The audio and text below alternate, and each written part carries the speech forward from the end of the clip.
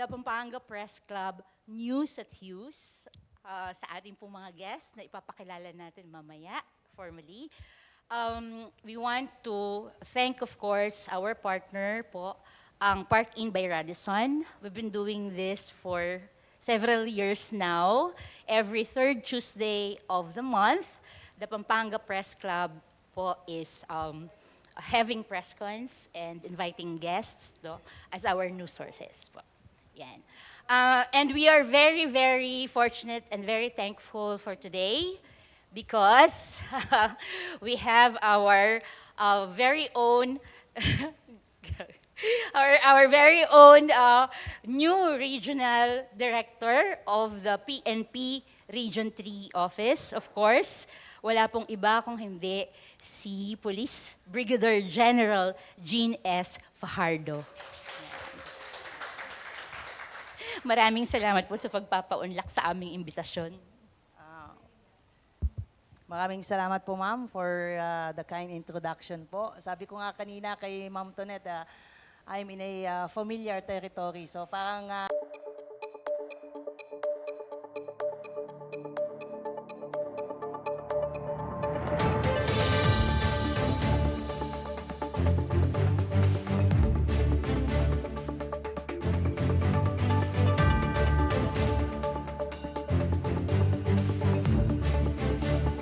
see you, to see everyone this afternoon. So unang-una po ay nagpapasalamat po ako sa invitasyon po ng Pampanga Press Club at masaya po ako at nagkasama po tayo ngayon. This is just a few days after my assumption na last 2 Mondays ago at nagpapasalamat po ako.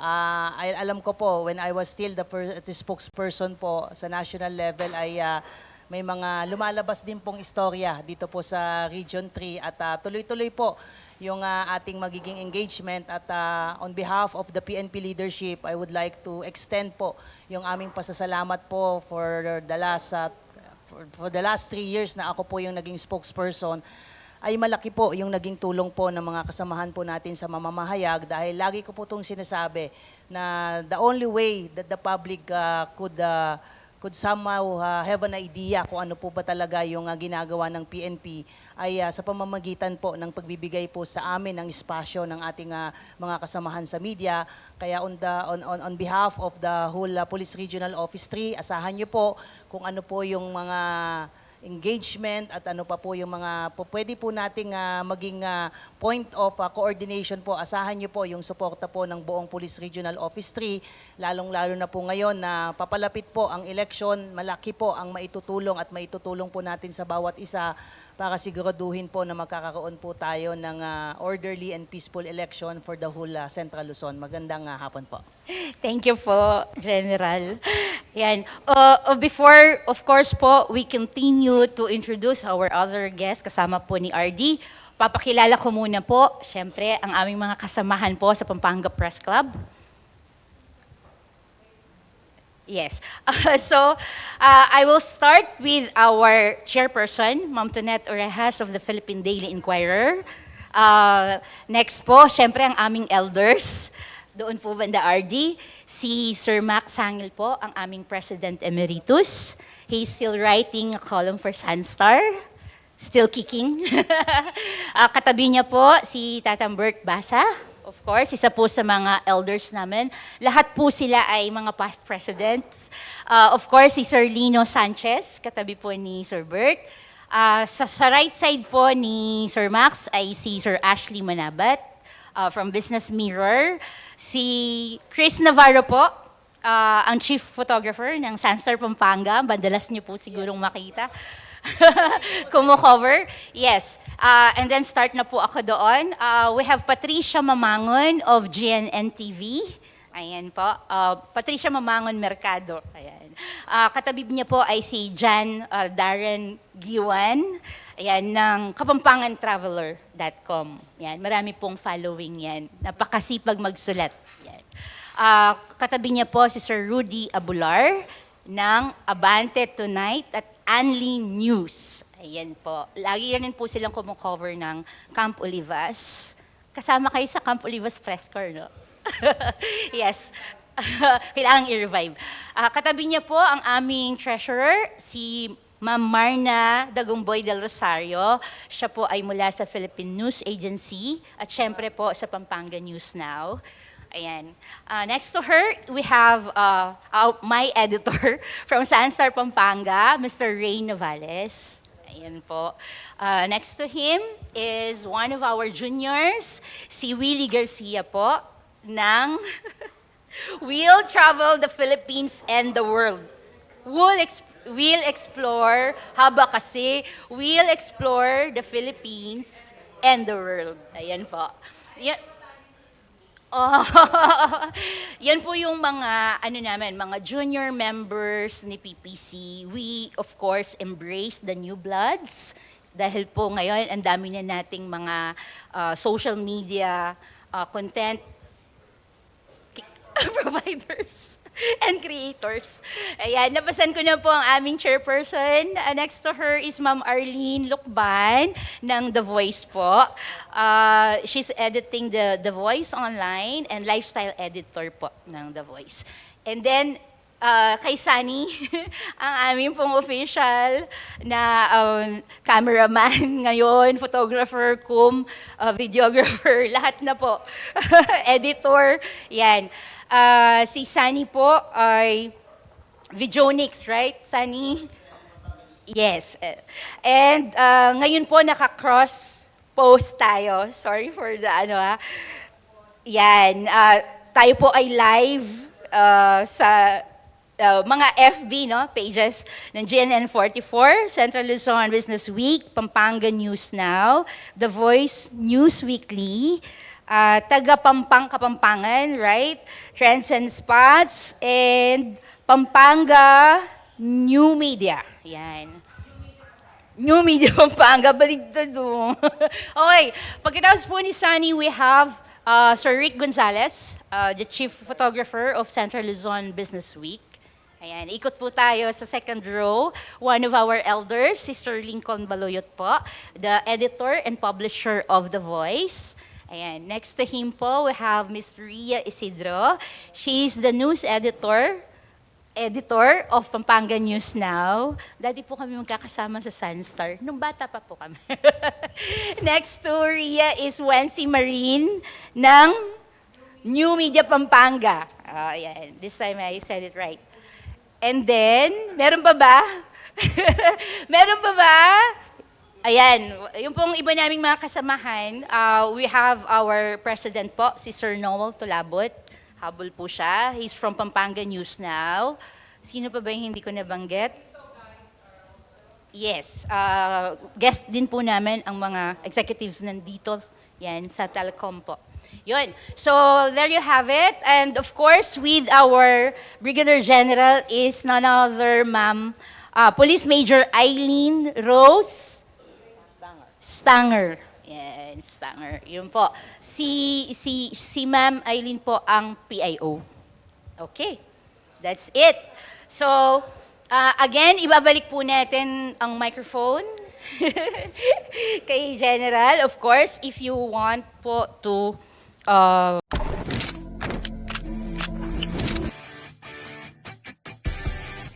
She made history. A trailblazer, a leader, and a symbol of empowerment.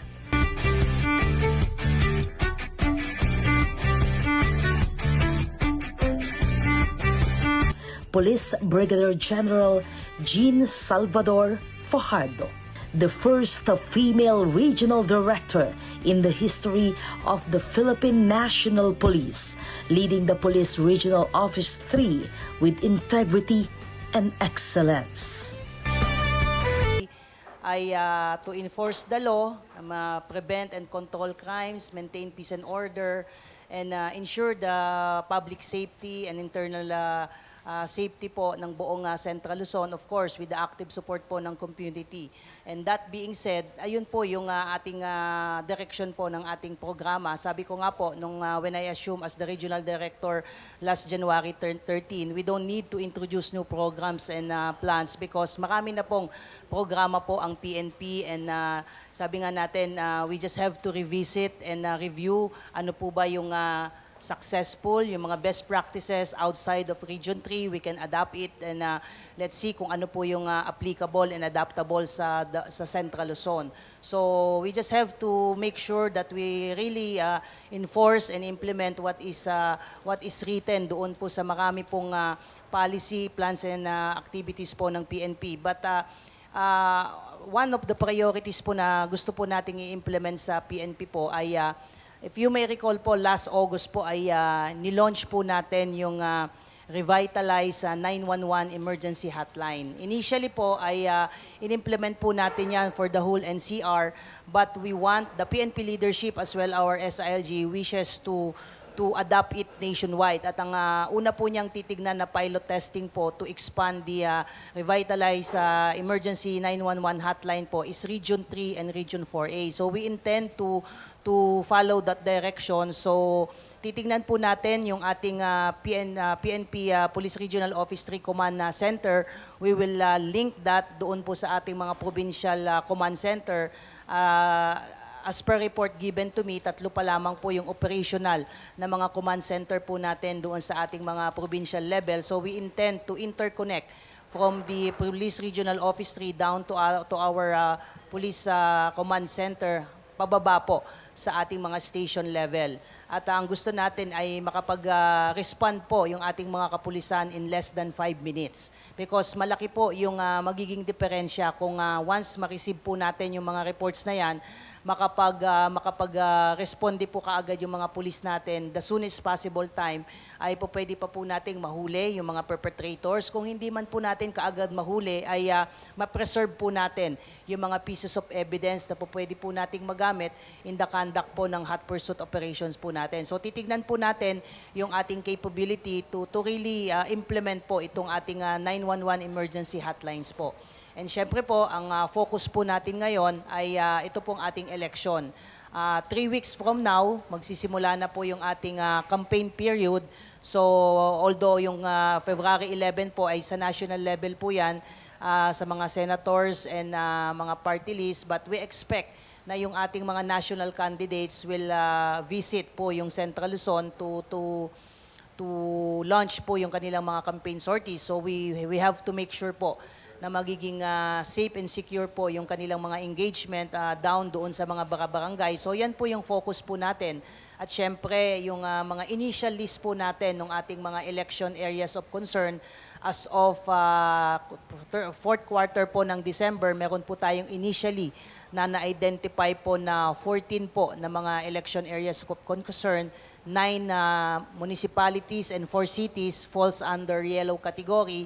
Pagka ang isang lugar po nasama po sa yellow category, ang ibig sabihin po noon ay meron na po tayong naitala na mga election-related incidents in 2 previous elections. Siyempre, tinitignan din po natin, sir, yung mga intense political rivalry at siyempre yung mga possible employment po ng mga potential private armed groups at siyempre yung mga mga suspected politically motivated killings, tinitignan din po natin yan at presence ng possible nga na ma-employ po yung mga private armed groups. So 9 municipalities and 4 cities po falls under na yellow category at may nag-iisa po tayo na municipality na napunta po sa orange category. So yan po yung mga tinitingnan po natin, but you don't need to worry po, no less than the COMELEC po during our joint press conference ang sinabi na there's no need to worry yung mga kababayan po natin sa Central Luzon, particularly po sa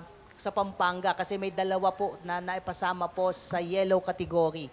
Yung pong sa Arayat po and then sa City of San Fernando, precisely for the reason na based po sa report ng kanilang mga Provincial Joint Security Coordinating Center, meron pong namomonitor po ng mga intense political rivalry. So yan po yung focus natin for now at ang gusto po at objective po ng PNP leadership ay habang papalapit po yung mga ating election ay ma-address po natin yung mga tinatawag po natin mga election risk factors. So, for the meantime, ma'am, yan po yung ating tinitignan na bagamat nandito na po tayo, nag-start na po yung ating election period, ay hindi po natin po pwedeng kalimutan na yung ating mga daily police visibilities, particularly doon sa mga crime-prone areas, ay hindi po natin pababayaan yan. Kaya tuloy-tuloy po, pinare-review ko na rin po yung mga daily deployment ng ating mga police stations at sasabi ko sa kanila to make sure na maging useful yung kanilang deployment dahil hindi po pwedeng suntok sa buwan yung gagawin nilang deployment. Dapat yung kanilang deployment ay naka-align doon sa mga incidents na nagre-record po nila at hindi na po ito maiwasan. So basically, sabi nga natin, ma'am, sir, dalawa lang po yung functions ng PNP. Yan po yung crime prevention and crime solution. Hindi man po natin ma-prevent dahil nga 24 oras, hindi natin mabantayan yung bawat sulok ng Pampanga and the whole Central Luzon.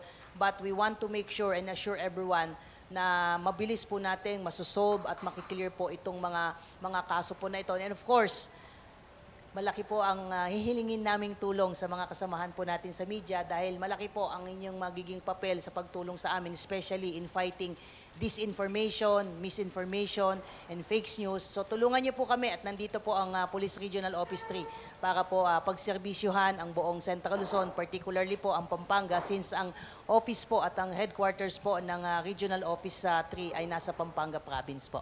Maraming salamat po. Thank you po, General. So maybe we can start now entertaining questions. Sino po ang unang magtatanong? May microphone ba tayo dyan? Nauna nagtaas si Patricia. Next to Patricia is Marna. And then Ate A. A microphone, please. Nasa amin ba lahat?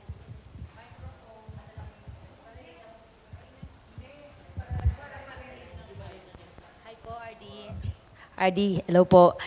RD, during your yung mismo pong first Monday natin sa Campo Livas, isa po sa mga kasali sa mga sinabi niyo during your speech is remind niyo po yung mga police personnel natin sa Region 3 to remain apolitical regardless of their kung ano yung pananaw po nila sa politika. Paki-elaborate lang po, RD, lalo na malapit na po ang campaign season. Tama po yun, ma'am. Isa po yun sa talagang minention ko po talaga during my assumption because this early, I want to remind po yung mga kapulisan po ng Central Luzon, more or less nasa around 13,000 po ang strength po ng buong Central Luzon po because the only way we could assure that we will have an orderly and peaceful election kung ang inyong pambansang pulisya ang unang-unang tatalima po doon sa gusto po ng ating COMELEC na maging non-partisans and apolitical po ang pambansang pulisya po. That is why even prior nga po sa start po ng campaign period ay nag-relieve na po tayo ng mga personnel po natin na mayroon pong tatakbo sa any elected position, mga nasa around 1,681 nationwide po ang nirelieve po natin to make sure po na hindi po magagamit po yung kanilang mga pagiging pulis para maimpluwensyahan in any way po yung pagtakbo ng kanilang mga kamag-anak. Same thing dito po yon sa Central Luzon, ginawa din po natin yon. And other than that, may mga close to 100 din po tayo na nirelieve na mga PNP personnel nationwide naman po ito doon sa mga closely associated naman po ma'am sa mga retired PNP and AFP na tatakbo po for the 2025 elections po. At malinaw din po ang sinabi ng ating Chief PNP na kapag may mamomonitor po, tulungan niyo po kami ma'am pag may mga mamomonitor po kayo na nai-involve po ng mga pulis natin sa politika, i-report niyo po kaagad sa amin yan at immediately ay tatanggalin po natin yan at hindi lang basta tatanggalin, ay sasampahan pa po natin ng kaso yan because kami po dapat ang unang rumisponde sa mga ganito pong agam-agam na magagamit po yung uniforme. At yun din po ma'am, yung binibigay ko po na personal assurance po sa inyo na kami po ang unang tatalima po sa directive po na yan. Hi, RD. Doon po, pag po sinabing yellow, nasa category ng yellow, yun po yung mga hotspots, di ba? Yung pong mga tinatawag po natin, ma'am, na mga election na areas of concern, 4 po yan, ma'am. Iyon po yung green category. Yan po yung mga areas na wala pong security concern. Kapag ang isang lugar po ay napasama po, ma'am, sa yellow category, in our case, dito po sa Region 3, 9 po ang municipalities at 4 po ang cities na napasa ilalim po sa yellow category. So nandun po sila sa areas of concern po. Ibig sabihin nga po noon ay meron na pong naitala na mga election-related incidents sa mga nakaraang eleksyon o meron po tayong na-monitor ng mga intense political rivalry. Meron din po tayong na i-record na mga suspected politically motivated incidents involving candidates and their supporters. Meron din possibility na employment po ng mga private armed groups. Dito po sa Central Luzon, meron po tayong isang active na private armed groups at ang utos po ng ating Chief PNP by March ay dapat malansag na po natin lahat po ng private armed groups. At yun po ang talagang pagsisikapan ng Central Luzon na police para po malansag po yung nag-iisang private armed groups po dito sa Central Luzon. And of course, ang isang lugar po ma'am ay mapapasama po sa yellow category kapag dati na po na itong lugar po na ito ay napasa ilalim po sa COMELEC control po. RD, aside sa Pampanga, ay sa CSF and Arayat, ano pa po yung 7 under yellow? Yung sa 7 po ma'am ay meron po tayo ma'am sa Aurora, yung Baler po. Meron din po tayo sa Bulacan. Meron din po tayo ma'am sa Nueva Ecija. Actually ma'am, ang isa sa talagang bibigyan natin talaga ng focus ma'am ay yung Nueva Ecija kasi pinakamarami po ang area na napasa ilalim po sa areas of concern. In fact, yung isa po na nasa orange category natin, ang ibig sabihin po ng orange category, ang isang area po ma'am, mapapasa ilalim po yan sa orange category kapag 2 or more na mga factors na napasa doon po sa sinasabi ko na yellow at sasamahan pa po yan ng serious armed threats galing po sa mga threat groups, automatic po mapapasa ilalim po yan sa orange category. So may isang munisipyo po tayo sa Nueva Ecija, particularly San Antonio, ang napasama po sa orange category at wala naman po tayong napasama sa red category. Ibig sabihin, ang isang lugar to ay mapapasama po sa red category kapag 2 or more doon sa yellow factors po at sasamahan pa po yan ng serious threat, automatic po mapapasama po yan sa red category. Ang ibig sabihin po noon ay it may warrant the declaration po na ang lugar po na yon ay mapapasa ilalim po sa COMELEC control.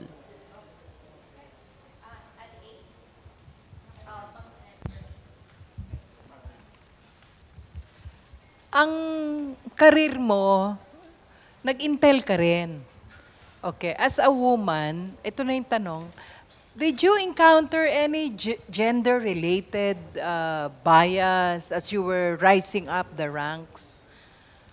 Thank you.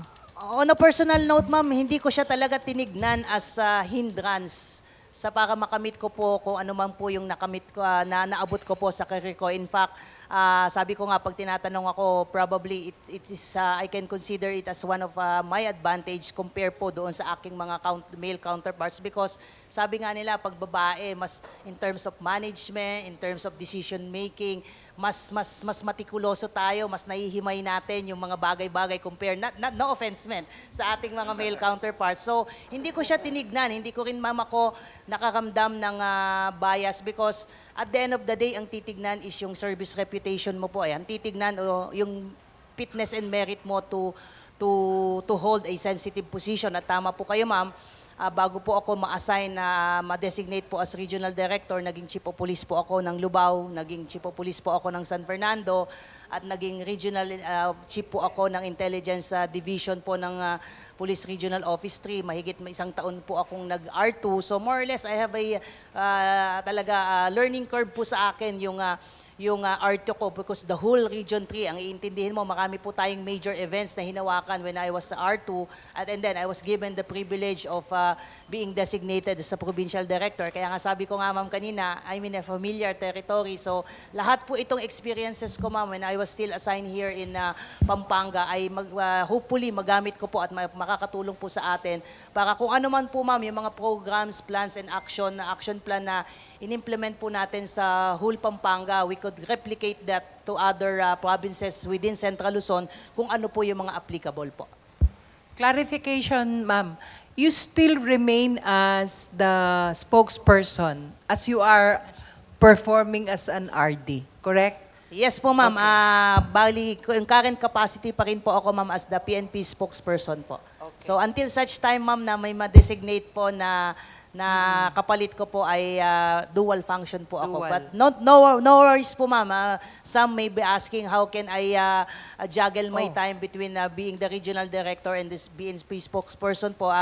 Meron na po tayong naisip na way kung paano po natin mapagbigyan din yung mga kasamahan din po nating mamamahayag sa national po. So I have to come up with a certain scheme po so that they could also have a regular press meeting with me in my capacity as PNP spokesperson. But rest assured, I want to assure the people of Central Luzon na ang priority ko po ay ang Central Luzon. Okay. Ma'am, huli na lang na question sa akin. Can you expound on the expanded 911 emergency hotline? Thank Yes, you. ma'am. Dati na po ito na meron, ma'am. But the problem is, nung pinag-aralan po natin ito, ma'am, it will really take 15 minutes bago makarating, ma'am, doon po sa mismong first responder. Kasi ang nangyayari, ma'am, pag tumawag po ang isang na kailangan po ng police assistance, ay pumupunta po yan doon sa pinaka-operation center po ng DILG, kung saan siya po ang talagang may hawak po ng operation center. However, tsaka pa lamang po, ide-direct yan. Kung sunog po yan, ibabato pa po sa BFP. Kapag police concern, ibabato po sa PNP. Last August po ay mismong in-invite po ng DILG at ng PNP po yung mismong gumawa po ng 911 sa US po. So tinignan po nila on how to further improve po yung effectivity and efficiency po ng 911. So inadapt po natin yung yung scheme po ng 911 US. So this time around, ma'am, yung ating pong PNP Command Center ay naglagay po tayo doon at if I'm not mistaken, if my memory serves me right, initially 15 po na workstation. So pag tumawag po kayo, ma'am, you could try. Hindi niyo po kailangan ng load kahit po yung internet. Tawagan niyo lang po yung 911 through your mobile phone. Sana hindi po ako mapahiya po sa inyo kapag sinabi ko po. Because we tried it sa NCR po, kahit sa mga phone niyo po, pag tinawagan niyo po ang 911, immediately po, ma'am, ay may sasagot po dyan na prompt na if it's a police concern, just press 1. Pag pinindot niyo po, immediately may sasagot po sa inyo dyan. And we can try it. Probably po, ma'am, once makita ko po, we could invite everyone po for a simulation po. Kayo po ang mamili kung saan po kayo tatawag at saan po kayo nandoon, just to try kung kaya po nating ibit yung 3-minute response time po. So, yun po yung magiging. Dito po sa Central Luzon, ma'am, ay titignan po natin because sabi ko nga initially, ma'am, last August ni-launch po yan. Pero hindi pa po kasi, kailangan kasi, ma'am, natin i-interconnect, i-interlink po yung mga provincial command centers po natin. And we will also be, one of the plans of yours truly, ma'am, is to also come up and put up yung mga dedicated workstation para in case may link na po natin yung command center natin dun sa National Command Center, mabilis na po yung police response. What I can share to you, ma'am, yung success story po ng Revitalize 911 sa national headquarters po, mga nasa around 99.97% po ng mga calls po na na-entertain natin ay na-beat po natin, mga more or less nasa around 64% po ng police response natin ay na-beat po yung 3 minutes. Some of the factors po na naka-apekto po, ba't hindi po natin na-beat yung 3-minute response is number 1, syempre traffic po. Alam po natin kung gaano kahirap po at ka-worse po yung traffic po sa Metro Manila.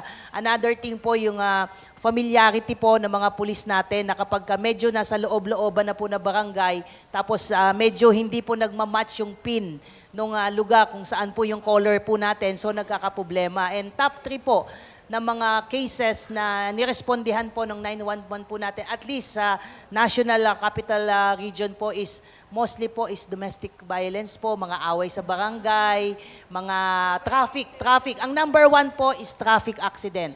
Pangalawa po, yung mga domestic issues po involving yung mga families. Pangatlo po, yung mga trouble ng mga kabataan dun sa mga barangay. So 24 hours po ito, ma'am. Hopefully po, with the help of our LGUs po, we could somehow make also a simple launching po dito po ng 911 po for the whole Central Luzon. O kung hindi man, probably we could have a pilot test po sa Pampanga and Bulacan and even yung mga malalaki pong probinsya po.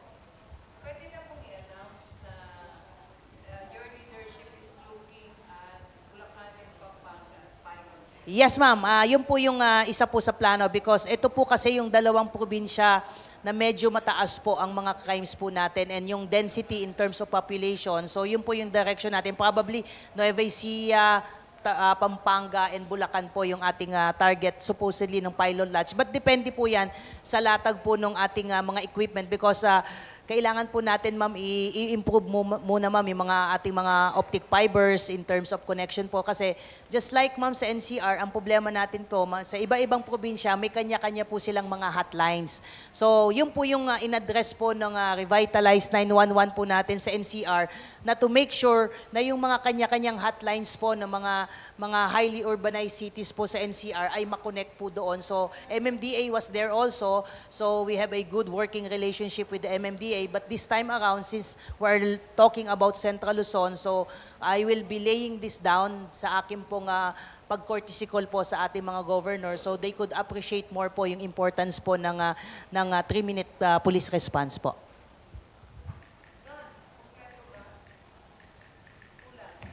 Guns, pagdating po ma'am sa mobility assets and yung ating pong mga capabilities in terms of move, shoot, and communicate po ay okay naman po. Mataas naman po yung fill up capacity po ng PNP as a whole sa Central Luzon po. So yun po yung isa po sa i-commit natin for this election na to make sure po not only po yung manpower lang po yung i-dedicate natin at i-commit sa COMELEC, pati na rin po yung ating mga mobility asset po. Because we expect po sa mga darating po na araw po ay mag-i-start na rin po yung transport po ng mga election paraphernalias po natin. So ang PNP po ang lagi pong natatap dyan dahil kailangan po nating maglatag ng mga route security, ng mga area security doon po sa mga ma-identify po ng mga warehouses and hubs. So it will really be a busy months for the PNP at handa naman po ang PNP to respond to this call po.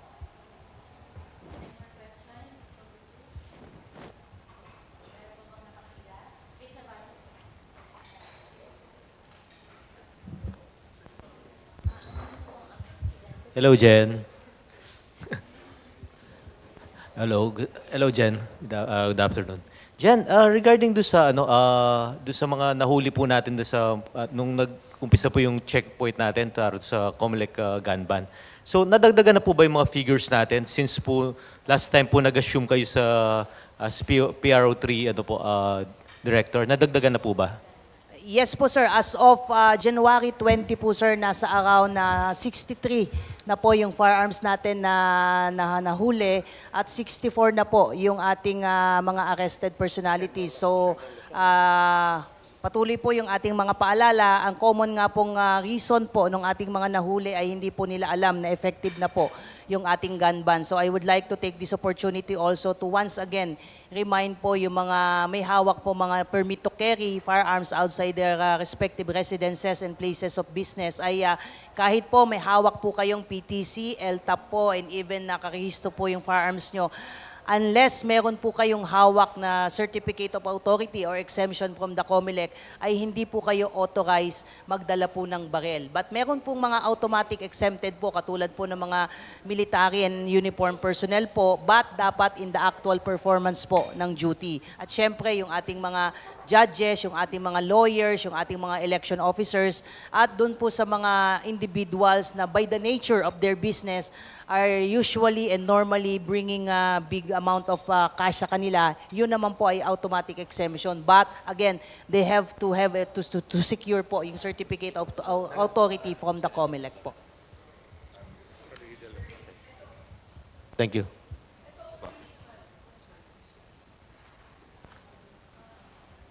Operational concerns po ito, General. Si Ma'am kasi, ang release nila via Viber na. Okay? Tapos, may instances, walang pangalan, nung mga suspect, hahanapin pa namin yung ibang details. So, I mean, if you're still the PNP spokesperson, meron ba kaming ini-expect na more accessibility sa blatter? Or ano? How do we treat the blatter now? Perhaps Rudy is also... Rudy, yung blatter. hindi na natin nakikita.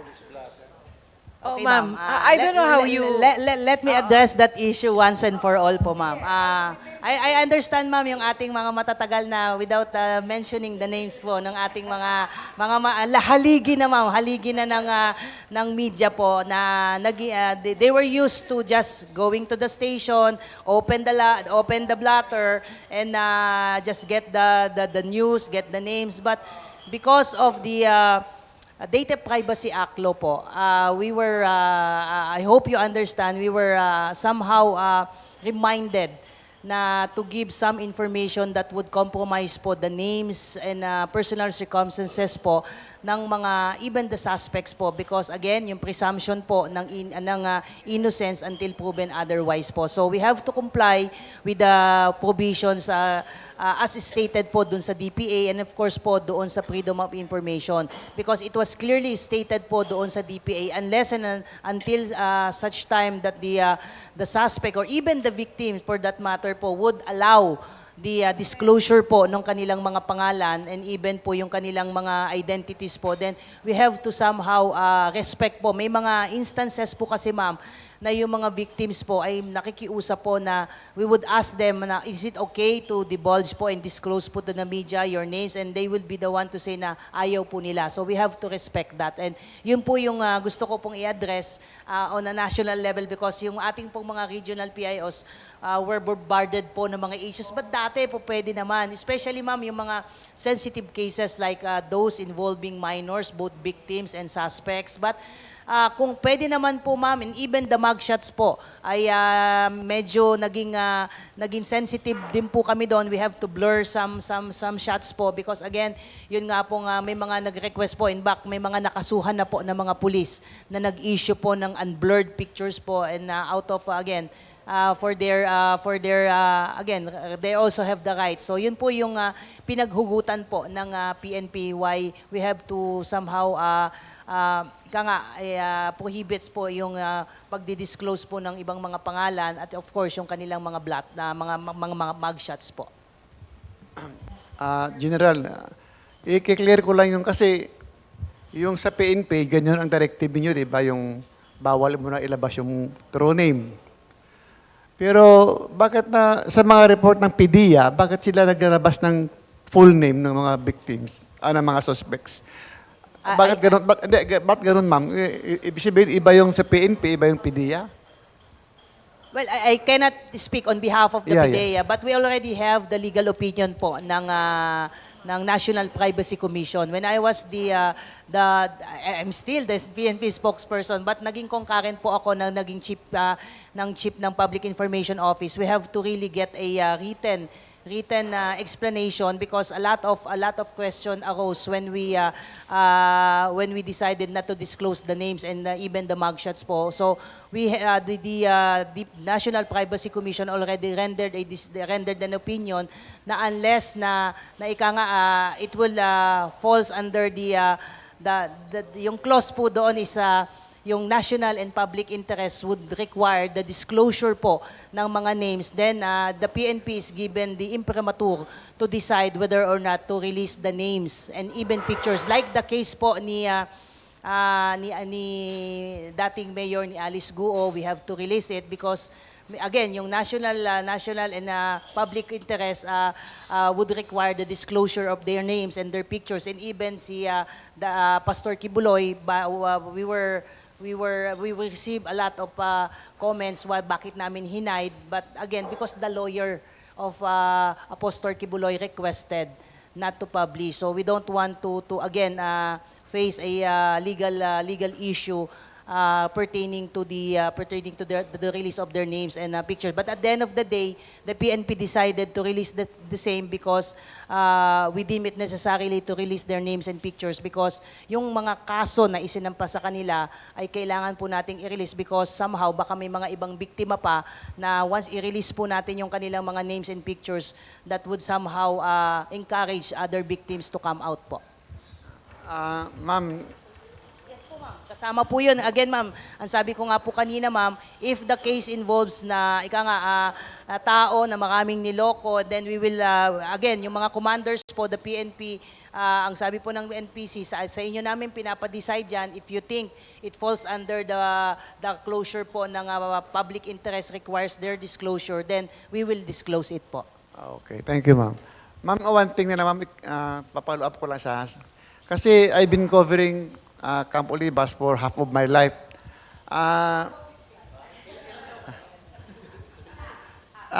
Nasanay kami, ma'am, dyan sa Olivas na lahat ng RD dyan, pag tuwing may mga, halimbawa, every month, may mga fellowship. Pero since na umupo si General Hidalgo, sinundan ni General Maranan, nawala na po yun, yung bang hindi na namin ma-rest out yung mga RD. Mahirap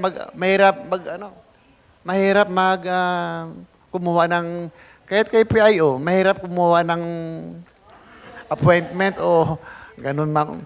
Ma'am, sa ngayon po kayong RD, ano po inyong sa mga media na kumukover ng Camp Olivas?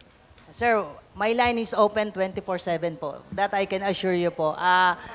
May mga na-receive na nga po ako ng mga some concern, but kausap ko nga po si Lieutenant Colonel Major Stanger po para nga po to address yan. May mga issues nga po involving nga po yung press corps po sa Olivas. We will try to resolve po yung mga issues and concern, but yes, we intend and plan to revive po kung ano yung mga time-honored tradition po involving po yung ating mga media Yes, ma'am. professional. Just give me a little more time, sir, Okay. to settle everything, and Okay, ma'am. one of these days po, we could have a fellowship po. Oh, thank you, ma'am.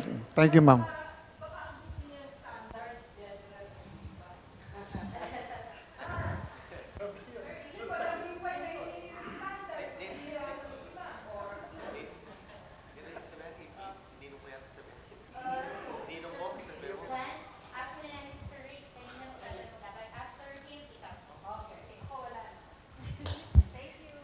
Ma'am, may mga branches ng AFP po kayong katuwang ngayong darating na election sa security.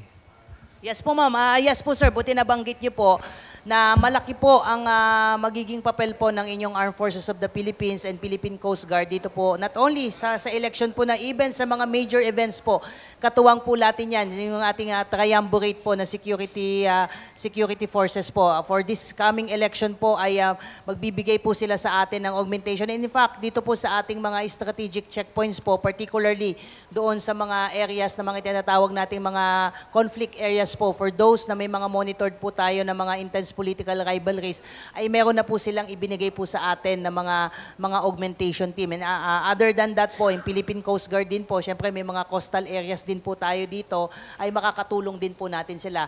Doon po sa ating Regional Joint Security Control Center po, kasama po natin doon yung Armed Forces of the Philippines at Philippine Coast Guard po.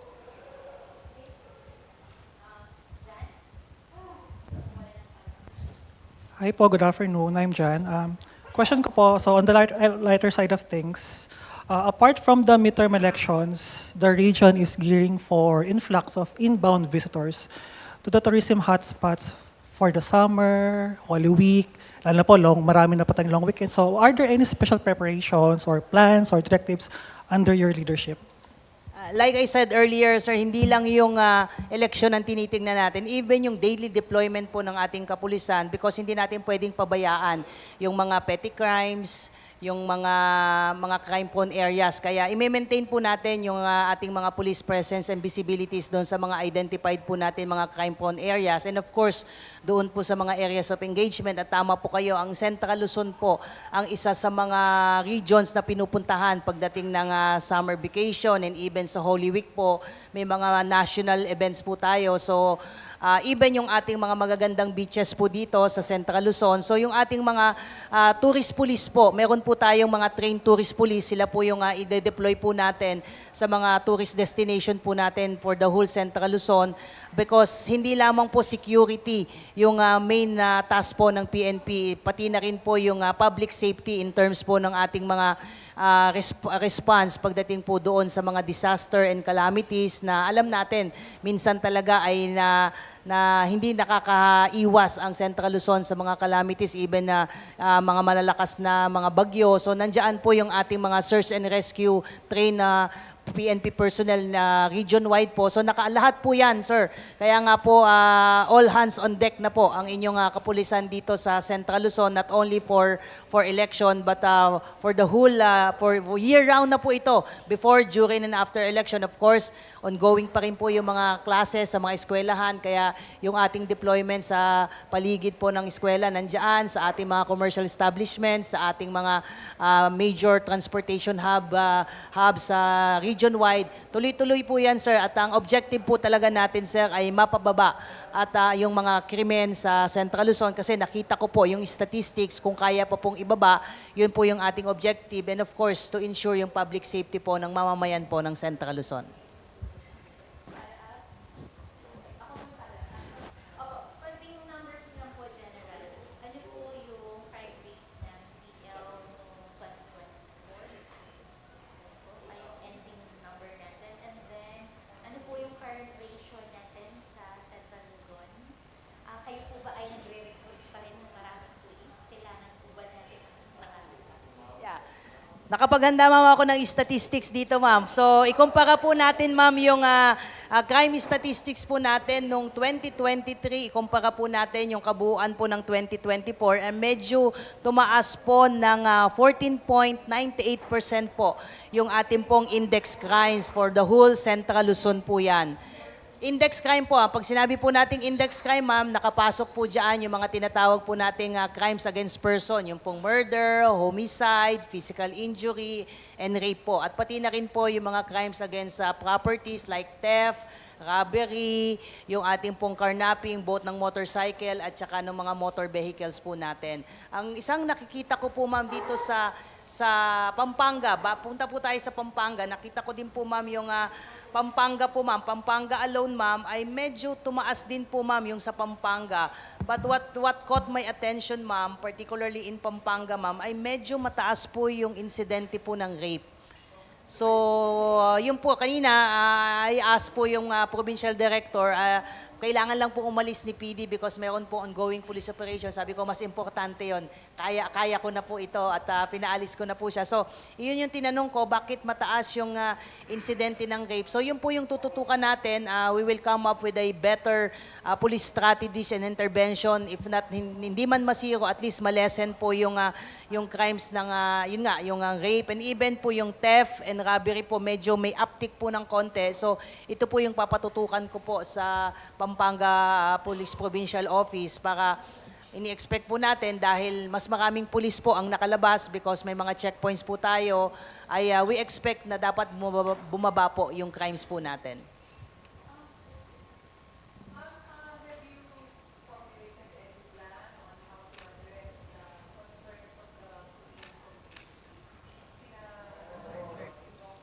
Ay,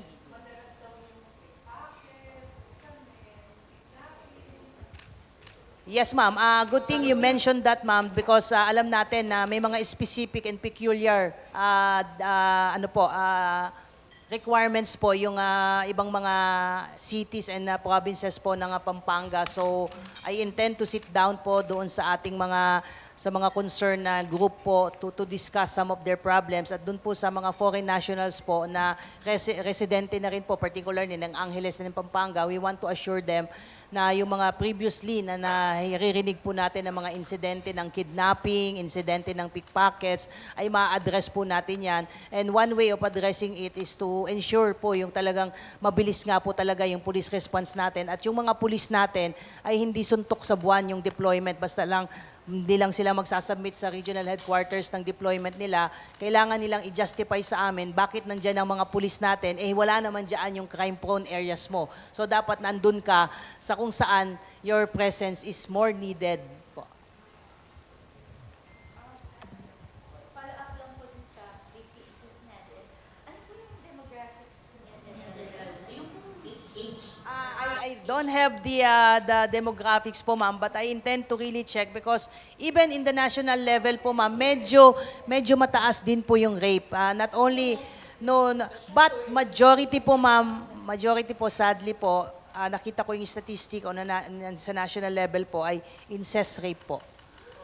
So yun po yung kailangan nating pag-usapan. Yun din po yung somehow one of the talking points na i-discuss ko po sa ating mga local chief executives na the only way we could lessen, if not masiro po, is we really need the intervention po ng local officials po natin, because kung ang mga perpetrators mismo ay yung mga magulang, mga kapatid, mga amain, because magkakasama po kasi sa bahay. Walang mga divisions ang mga bahay. Pag natutulog sila, sama-sama, so namomolestya yung mga bata. At we have some recorded cases na kapag nagsasampa po tayo ng kaso, yung mismong mga magulang, dahil nga ang perpetrators ay kinakasama po nila, asawa po nila, ay mismong sila ang hindi nagpa-file po ng kaso. So these are some of the statistics na I can share to you. But I'm not sure if ito pa rin po yung case po ng Pampanga. I have to check po in terms of demographics, in terms of age bracket, in terms of relationship po ng suspect doon po sa mga victims. Yes po, ma'am. We really appreciate po your offer of help po. Kailangan po talaga namin po yon. Ma'am, last question. Ano po kayo ng kalagayan ng Central Luzon about drug problems, about illegal drugs? Mayroon ba kayong natutukoy na grupo ngayon na medyo aktibo at saka naka-base sa Pampanga o in Central Luzon, I mean? During my first command conference po, ay nakita ko naman po yung operational accomplishment po ng Pro-3 sa kanilang anti-illegal drugs efforts po. Mataas naman po yung kanilang accomplishment. At in terms po ng mga drug-cleared barangays ay mataas po, mga around 30% na lang po or less than 30% na lang po yung kailangan pa pong i-clear na mga barangays. Pero I challenge po yung ating mga provincial directors na alam po natin, one parameters po ay barangay para ma-considered po na drug affected ay mere presence po ng one user. A barangay is already considered drug affected. So, I don't know if you can share my stand. Wala po siguro na barangay in the Central Luzon na ganun na masasabing isa-isa na user ay wala. Although may mga drug-cleared provinces po tayo dito sa Central Luzon, but what is important is ma-maintain po yung kanilang drug-cleared barangay status po. And the only way we could maintain that is talagang gumalaw po at talagang magtrabaho yung ating mga Anti-Drug Abuse Council po. Because malaki po yung magiging papel po nila. Sabi nga natin, while the police is there to implement po yung ating mga police intervention po, particularly in terms of supply reduction program and demand reduction programs. Pero pagdating po sa baba po, ang mas nakakaalam po sino po ang drug user dyan, sino po ang drug pusher, but it should be the Barangay Anti-Drug Abuse Council. So yung functionality po, ang DILG po is the one monitoring yung functionality po and effectiveness po ng ating mga ADACs po, and the PNP will help the ADACs po and the LCEs po to make sure po na kung ano po yung status ngayon po ay hindi na po madadagdagan yung mga drug-affected barangays po natin. Okay, last one question. We have another guest po. We wrap it up. Pwede na mag-interview ulit kay General Paglabas na General. Yes po. Wala na po, tanong? Okay, kung wala na, General, ano po? Ang dami ko nang sinabi, ma'am, para magka-last word. Anyway, ma'am, maraming salamat po. Maraming salamat po sa pag-imbita niyo po sa akin. At although sabi ko nga, sanay naman po tayong humarap po sa media because sa aking trabaho for the last 3 years. Pero iba pa rin na facing po yung ating mga kasamahan sa media dito po sa Pampanga in particular. But like I said earlier, please be assured of our utmost cooperation in terms of providing you a timely and correct information. Please help the PNP Police Regional Office 3 combat misinformation, disinformation, and fake news dahil malaki po ang magiging papel po na ito sa darating po na eleksyon. Hindi na lamang po guns, goons, and gold ang ating titignan ngayon. Ang isa po natin dapat pagtuunan ng pansin yung ating pong mga cyber-related crimes. Marami na po tayong namomonitor. That's why yung ating pong PNP-ACG is really full in terms of investigating itong mga cases po ng harassment through the use of internet. So, I don't think the Central Luzon is spared from being victims of this internet-based crimes po. So pagtulungan po natin yon at maraming salamat po at asahan niyo po yung suporta at assistance po ng PNP Police Regional Office 3 po.